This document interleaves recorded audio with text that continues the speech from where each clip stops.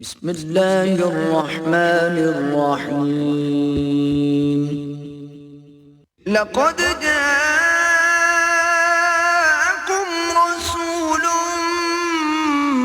من أنفسكم عزيز عليه ما عنتم حريص عليكم بالمؤمنين رؤوف رحيم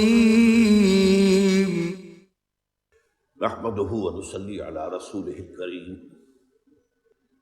اما بعد فقد قال الله تبارك وتعالى كما ورد في سورة البقرة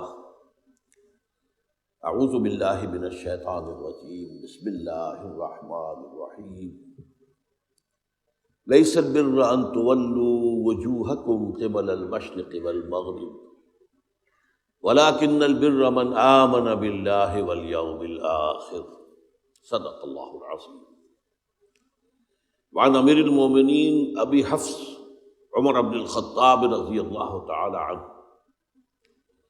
قال سمعت رسول اللہ صلی اللہ علیہ وسلم یقول انما الاعمال بالنیات وانما لکل امرئ ما نوى فمن كانت ہجرته الى اللہ ورسولہ فہجرته الى اللہ ورسولہ ومن كانت ہجرته للدنيا يصيبها او امرأة ينكحها فہجرته الى ما هاجر إليه رواه البخاری ومسلم رحمهم الله۔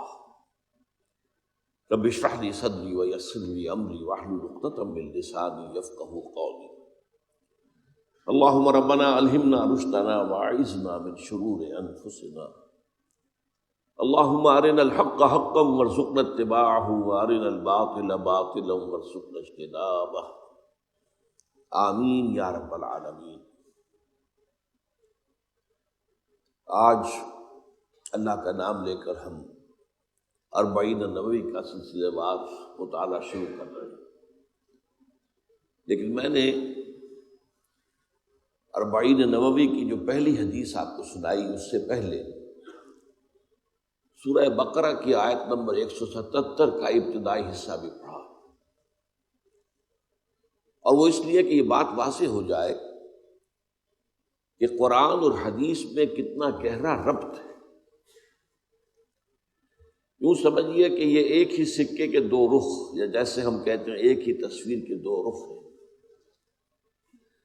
قرآن مجید میں جو بات بڑے شاہانہ انداز خطاب میں آتی ہے، احادیث میں وہ بات نہایت سادہ الفاظ میں آ جاتی ہے تاکہ تبیین ہو جائے، وضاحت ہو جائے۔ انزلنا الیک الذکر لتبین للناس ما نزل الیہم، اے نبی ہم نے آپ پر یہ الذکر نازل فرمایا ہے تاکہ آپ واضح کریں لوگوں کے لیے وہ چیز جو ہم نے ان کے لیے نازل کی ہے یا ان کی طرف نازل کی۔ قرآن اصل میں تو لوگوں کی ہدایت کے لیے تھا، تو حضور کے پاس تو وہ امانت تھا۔ بہرحال یہ جو آیت ہے سورہ بقرہ کی 177، جس کو میں نے ایک عنوان دیا ہے آیت البر، اور میرے نزدیک یہ قرآن مجید کی عظیم ترین آیات میں سے، طویل آیات میں سے بھی ہے، میں نے تو اس کا چھوٹا سا ٹکڑا ابتدائی پڑھا ہے، اور عظیم ترین معنی کے اعتبار سے، علم اور حکمت کے اعتبار سے عظیم ترین آیات میں سے۔ اس میں جو بات واضح کی گئی ہے وہ یہ ہے کہ عام طور پر لوگ نیکی کا جو تصور ذہنوں میں رکھتے ہیں وہ عمل کے ظاہر کے اعتبار سے، یہ کام بڑا نیکی کا کام ہے، اس لیے بھی کہ اس کے پیچھے جو موٹیو ہے وہ ظاہر بات ہے کہ ان کو معلوم نہیں ہو سکتا۔ کوئی گمان ہو بھی، خیال ہو بھی، قیاس ہو بھی، تب بھی وہ یقینی بات تو نہیں ہوتی۔ اس کا نتیجہ یہ نکلتا ہے کہ ہمارا تصور رفتہ رفتہ صرف ظاہر تک محدود ہو جاتا ہے، باطن کی طرف توجہ نہیں رہتی۔ ہر عمل کے یہ دو پہلو ہیں، ایک اس کا ظاہر ہے اور ایک اس کا باطن ہے۔ باطن میں موٹیو کیا ہے، محرک عمل کیا ہے، اور ظاہر میں وہ عمل کی جو شکل ہے وہ ہمارے سامنے ہے۔ ظاہر بھی اہم ہے، لطافت بے کثافت جلوہ آرا ہو نہیں سکتی۔ لطافت کو، کسی لطیف شے کو واضح ہونے کے لیے بھی کوئی نہ کوئی کثیف شے درکار ہوتی ہے، اس لیے ظاہر عمل کا وہ اہم ہے، لیکن اصل شے جس پر کہ ایمفیسس ہونا چاہیے وہ عمل کا باطن ہے، یعنی اس کی نیت۔ چنانچہ فرمایا گیا نیکی یہی نہیں ہے کہ تم اپنے چہرے مشرق یا مغرب کی طرف کر لو، بلکہ نیکی حقیقت میں اس کی ہے جو ایمان لایا اللہ پر اور اس کے رسول پر صلی اللہ علیہ وسلم۔ اب اس کا جو درس میں نے بارہا دیا ہے، یہ چونکہ ہمارے مرتب کردہ منتخب نصاب جو ہے مطالعہ قرآن حکیم کا منتخب نصاب، اس کا درس نمبر 2 ہے، تو بڑی تفصیلی مباحث جو ہے وہ میں نے کی ہے اس پر۔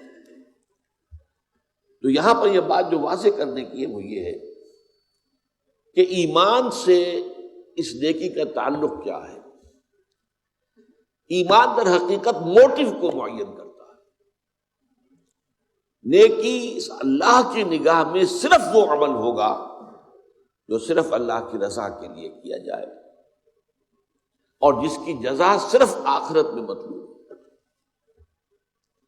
اگر دنیا میں کوئی جزا چاہیے تو پھر تو یہ دھندا ہے، کاروبار ہے، تو یہ نیکی نہیں۔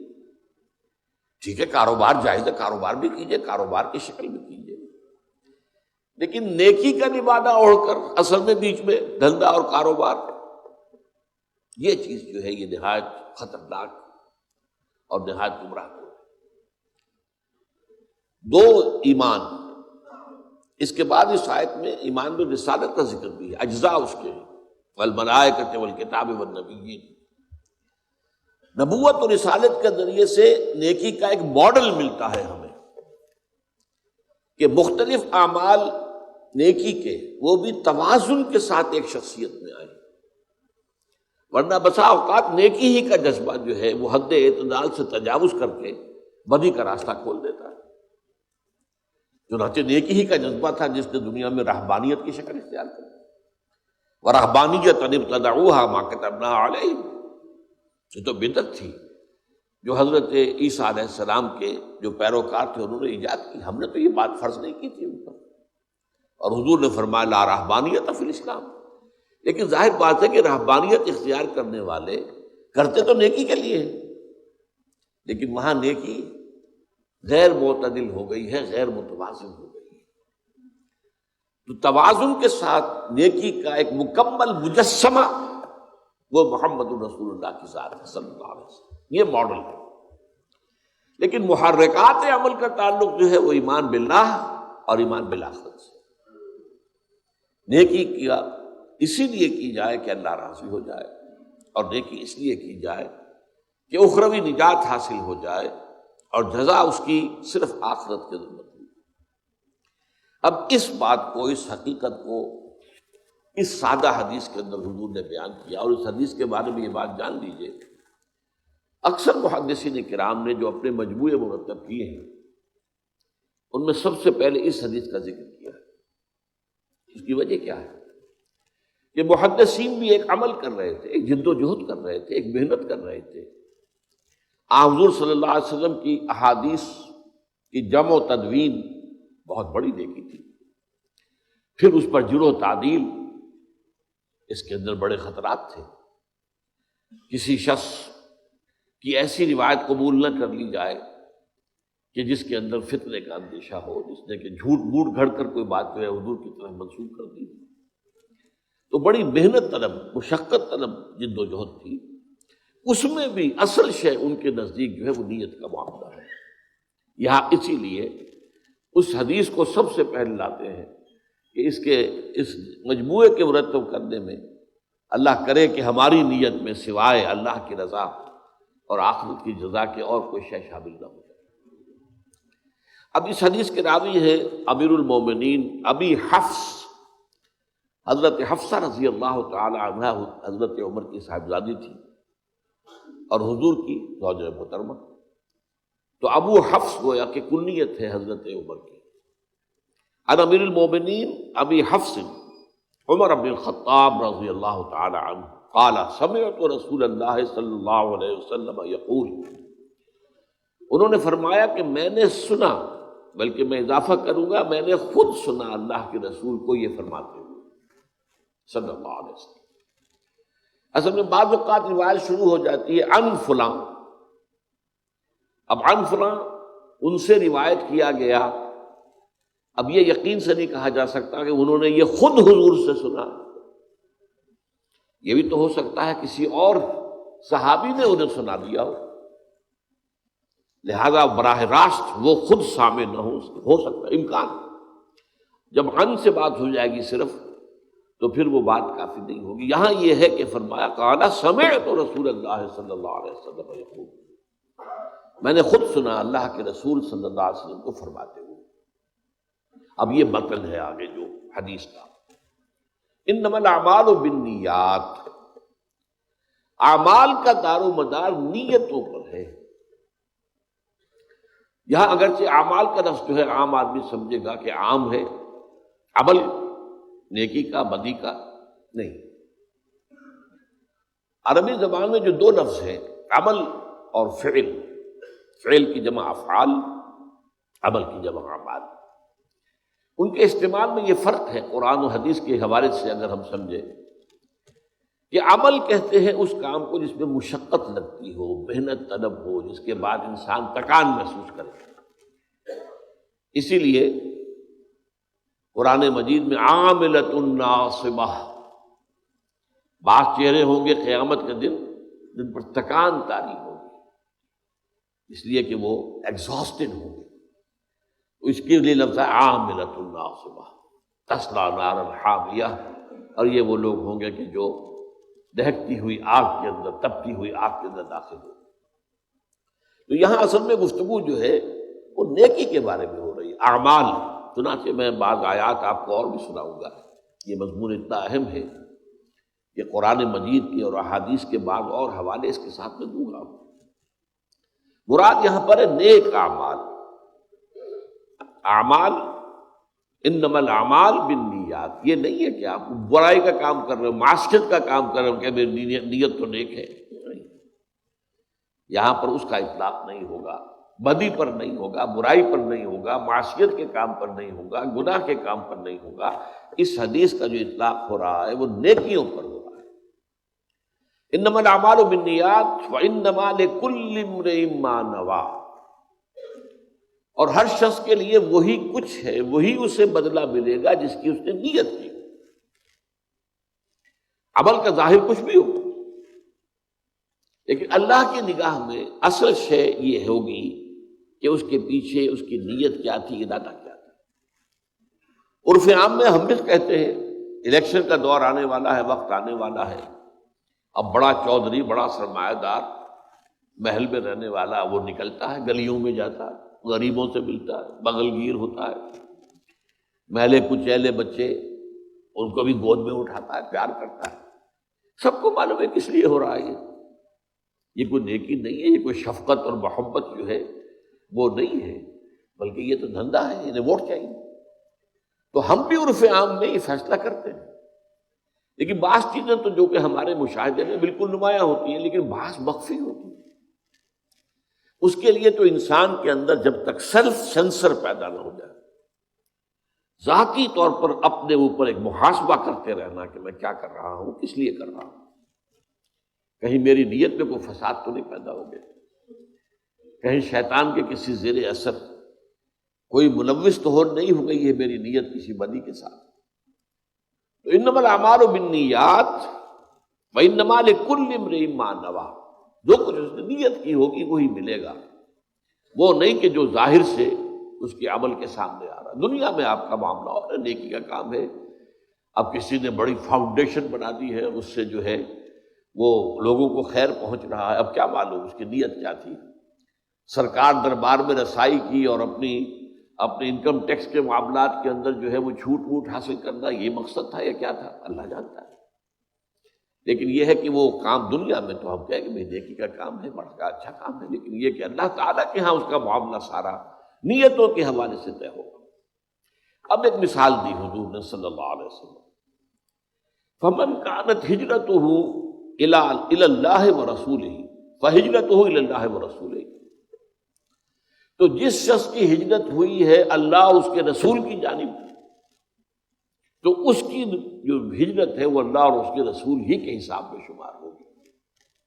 ہجرت کیا تھی؟ حکم ہو گیا تھا کہ اب مکے کو خیر بات کہو اور مدینے پہنچو، اہل و عیال کو چھوڑنا پڑے، مکے کے بھیڑیوں کے رحم و کرم پر چھوڑو، حکم۔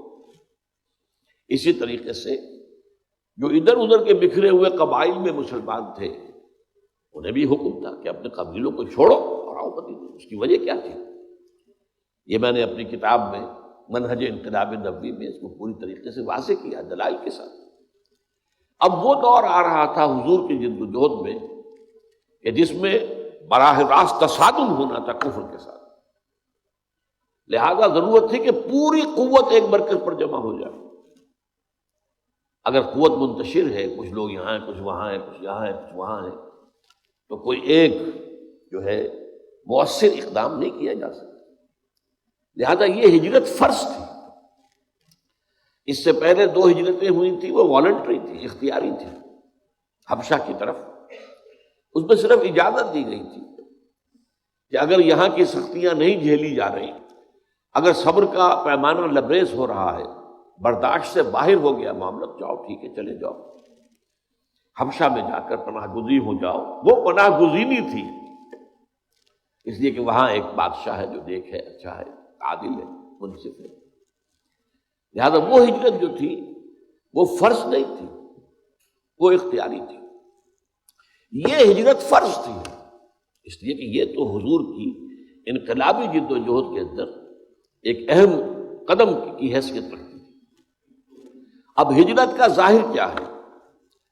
کوئی شخص مکہ چھوڑ کر مدینے آ گیا ہے، مہاجر ہے، ہم تو یہی کہیں گے نا، اور کیا کہیں گے؟ لیکن یہ کہ اس کی ہجرت کا اصل سبب اللہ اور اس کے رسول پر ایمان اور ان کی محبت اور ان کے حکم کی پیروی ہے یا کوئی اور مقصد ہے، یہ اللہ جانتا ہے۔ اب اس کی 2 مثالیں دے دی۔ پہلے تو فرمایا فمن کانت ہجرتہ الی اللہ ورسولہ، اگر یہی ہے تو ان کی ہجرت جو ہے اللہ اور اس کے رسول ہی کے حساب میں رہے گی، انہیں اجر و ثواب پورا ملے گا۔ ومن کانت ہجرتہ لدنیا یصیبها، اور جس کسی کی ہجرت ہوئی ہے دنیا کے حصول کے لیے، تاکہ دنیا حاصل کر لے، او امرأۃ ینکحها، یا ہجرت کی ہے کسی عورت کے لیے کہ اس سے نکاح کرنا ہے، فہجرتہ الی ما ہاجر الیہ، تو پھر اس کی ہجرت جو ہے اللہ اور اس کے رسول کے حساب میں شمار نہیں ہوگی، وہ تو جس چیز کے لیے ہجرت اس نے کی ہے اسی کے حساب میں شمار ہوگی۔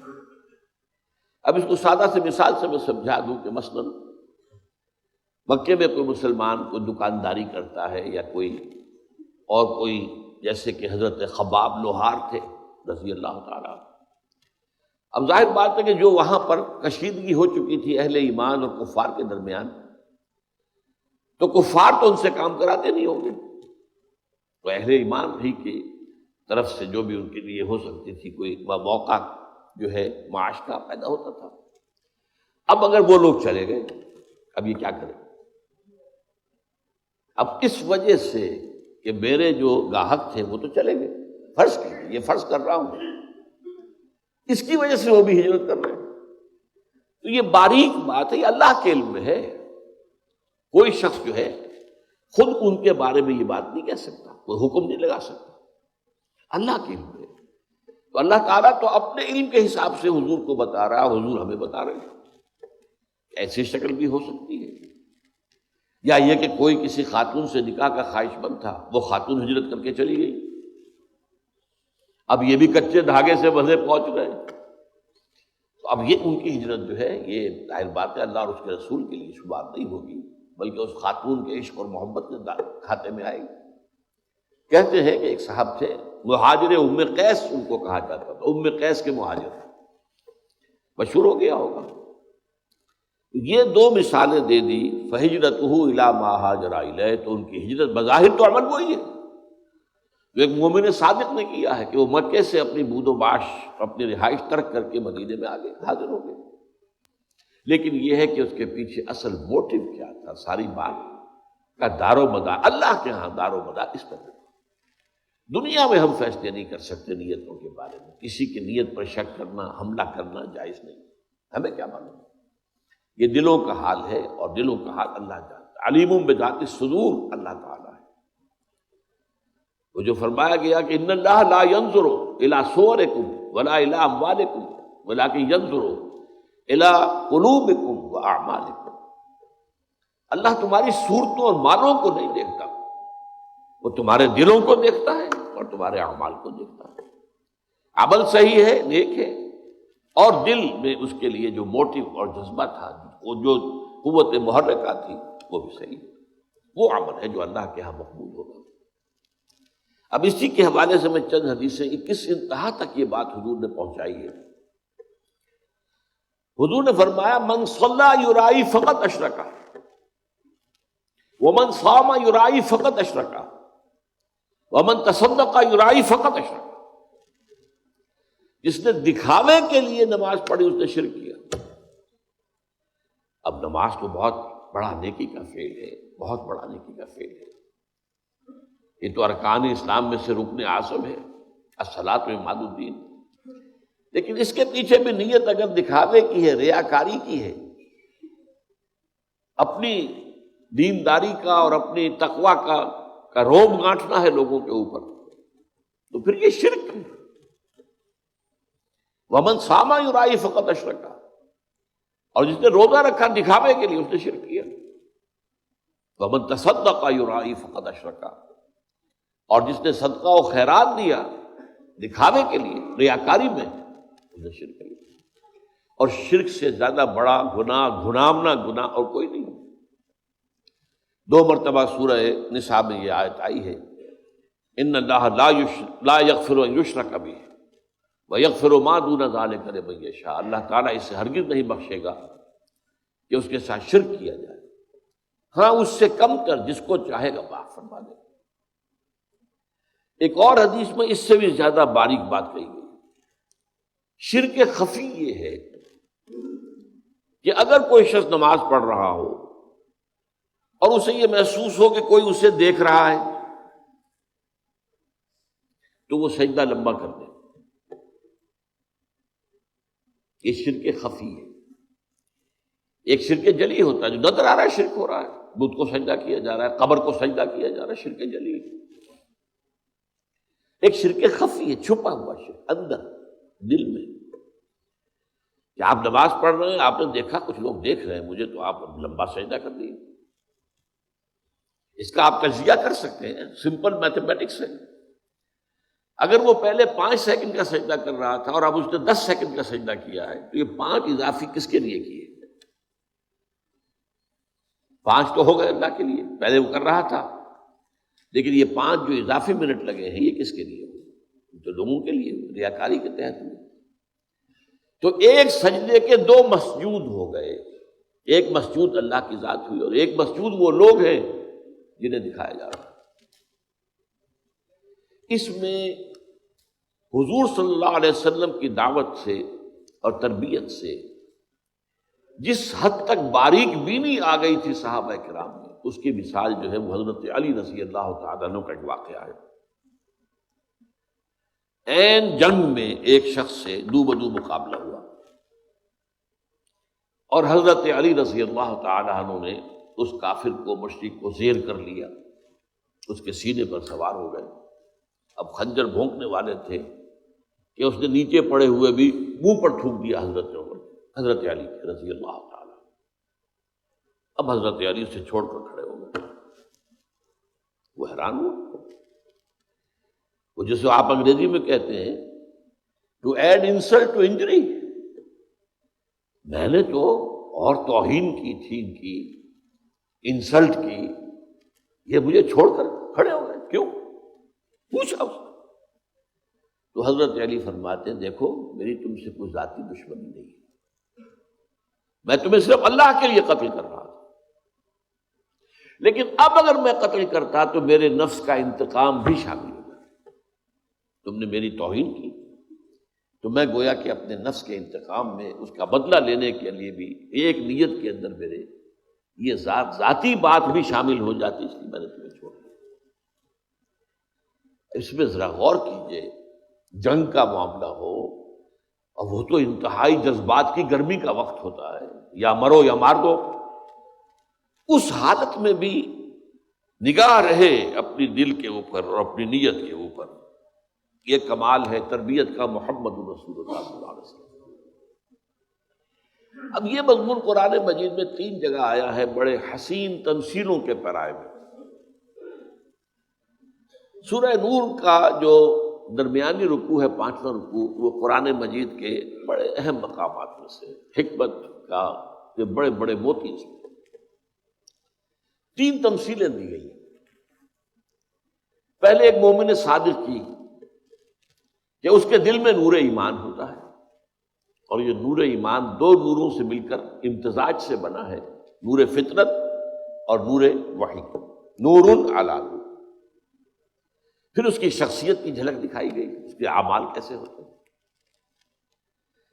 ایک دوسری مثال دی گئی ایک ایسے شخص کی جس کے دل میں ایمان تو نہیں ہے، لیکن کچھ وہ نیکی کے کام کرتا ہے، کھانا کھلاتا ہے غریبوں کو، مساکین کو، کچھ اور کرتا ہے۔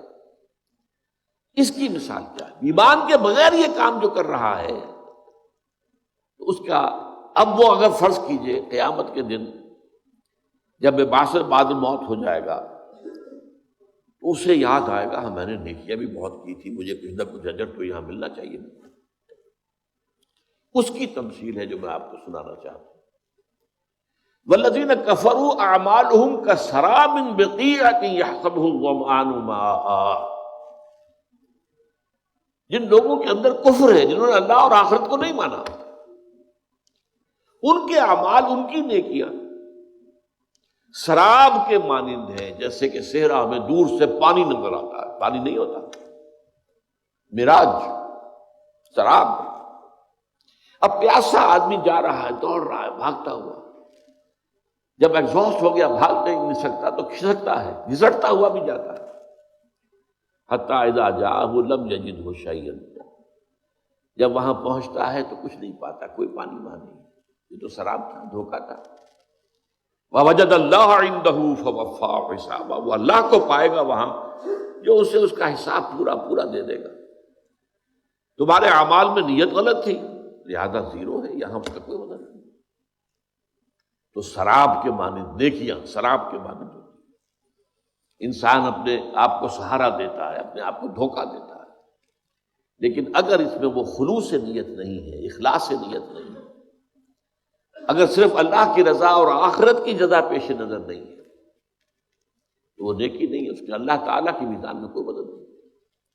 بڑی پیاری بات ہے۔ پھر تیسری مثال بھی دی ہے۔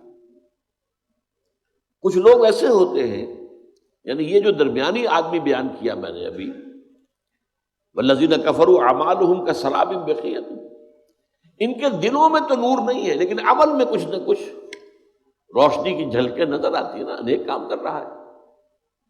کچھ لوگ وہ ہوتے ہیں کہ جن کے دل میں بھی تاریکی ہی تاریکی، اور عمل میں کوئی جھوٹ موٹ کی نیکی کی روشنی بھی نہیں،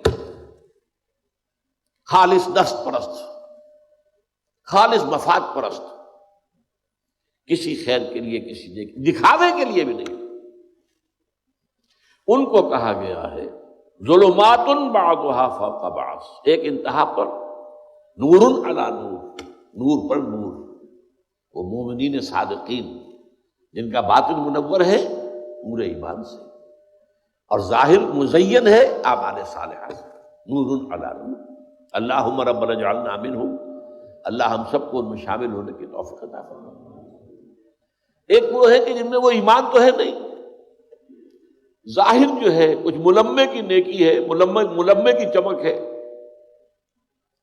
تو وہاں بہرحال اجر و ثواب نہیں ہوگا، تو سراب کے مانند ہوگی اس کی نیکیاں، اس کے اعمال۔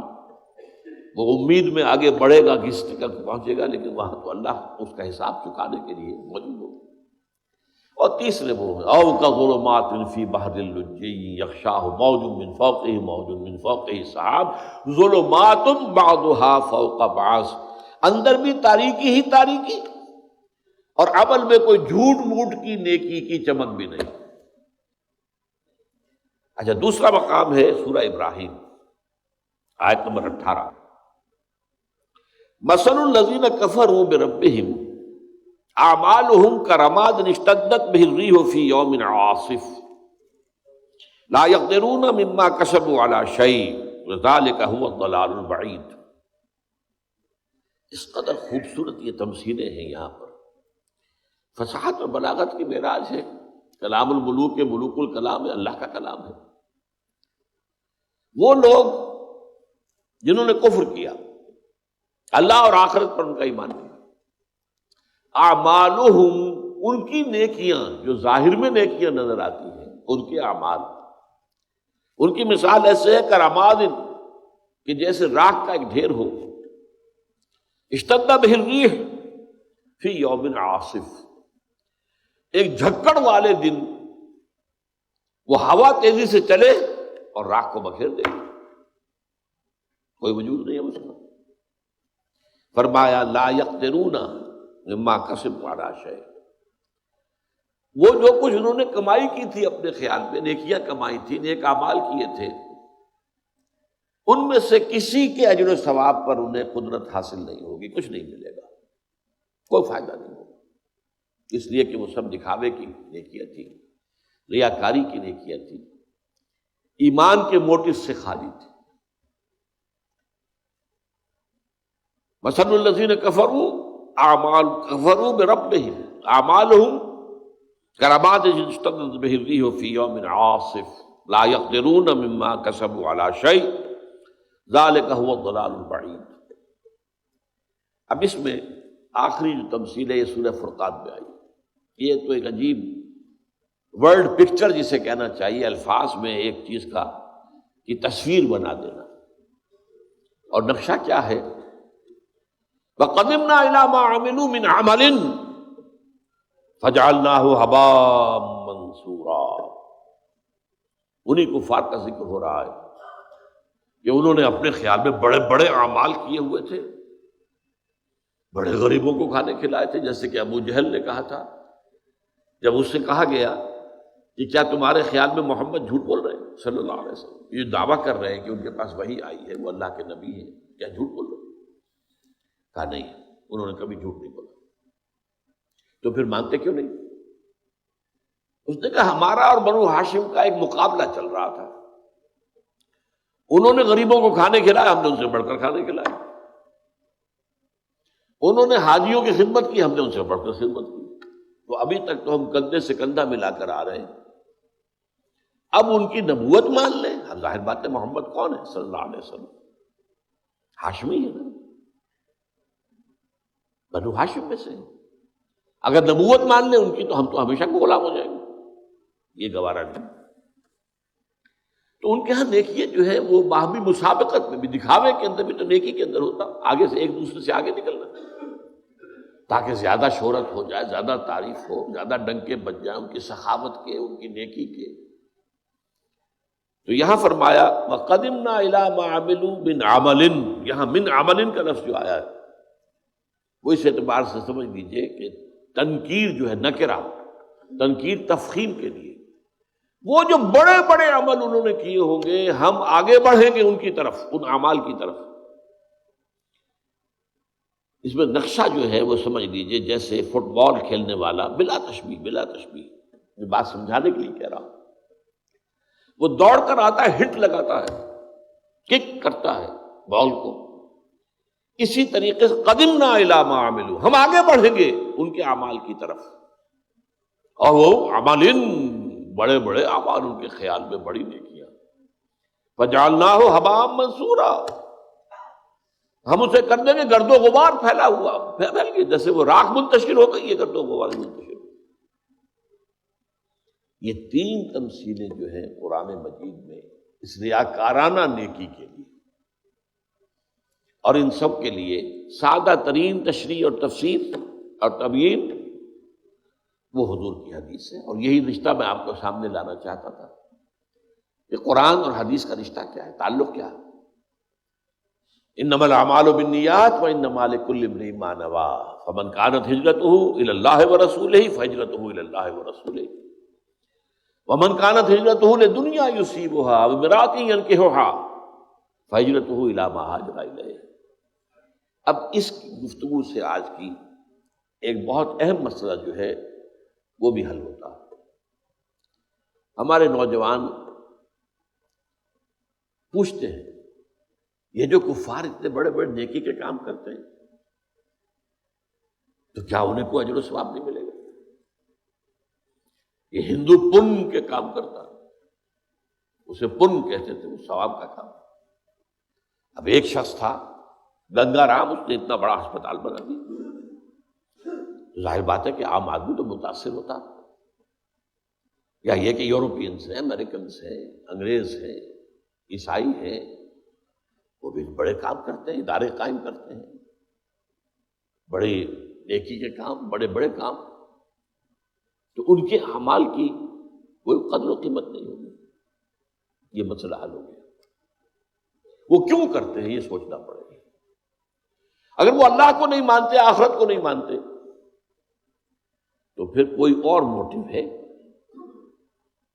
کوئی دکھاوا ہے، کوئی ریاکاری ہے، کوئی شہرت کا حصول ہے، کوئی سرکار دربار میں رسائی کا اس کو ذریعہ بنانا ہے، کوئی نہ کوئی چیز تو ہوگی۔ انسان کا کوئی عمل جو ہے بغیر کسی مقصد اور نیت کے تو نہیں ہوتا۔